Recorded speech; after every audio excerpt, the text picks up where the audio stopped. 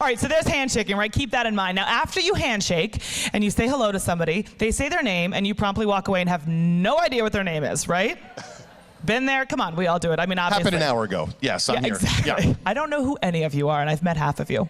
Kidding. So when you hear somebody's name, right, when you want to remember it, again, if you forget it, it's not the end of the world. If you're in an awkward moment when you don't remember somebody's name, the best thing to do is just ask them. But if you want to try to remember a little bit better, couple tips for you.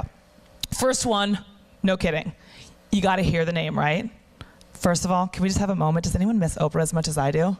Like, I know she's got her own network now and everything, but we don't have cable. We cut the cord, and like, I miss her daily at 4 o'clock, right? Coming at you from Chicago, I know. So hear the name.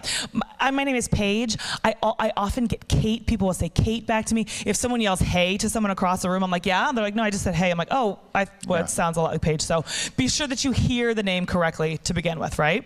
Second of all. Come on. I mean, come on. Why?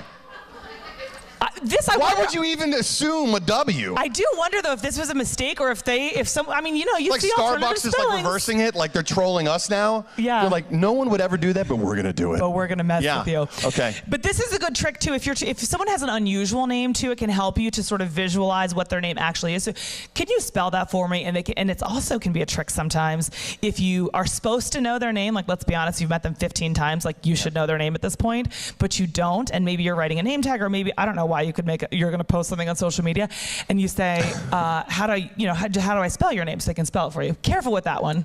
Yeah, but you don't want to just automatically in your brain like, oh, I saw this presentation, I'm going to go to this trick and spell that, and the person's like, T-O-M?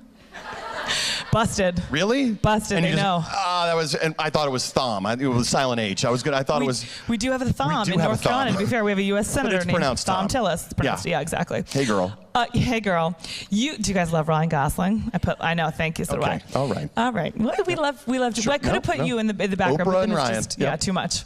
Okay, so use the name whenever you can. This is a lot of you. Obviously, you work in sales. That's a big sales technique, right? That use the person's name who you're talking with. So when you begin the conversation, when you end the conversation, throughout the conversation, as much as possible, with it still being natural, try to actually use their name. And then finally, when you leave, flip them off. Yeah. Flip them. Great meeting you. Only do the part that's written out of this. Don't do the motions. Yeah. Do you guys know? Has anybody seen the movie Friday? You know where that comes from, Felicia? Okay, good. I used to work with Felicia. She just left, and literally every time she left the station, everyone would say bye, Felicia, and we thought we were so clever, and she wanted to punch us all in the face, I'm sure. Oh, she hated you so much. Oh, she hated us. So she's like, I get it. So I'm going to start going by my middle name. But use the name when you leave, and if as you're leaving you realize you don't know the name, that's the perfect time to go. Before we leave, remind me what your name is again.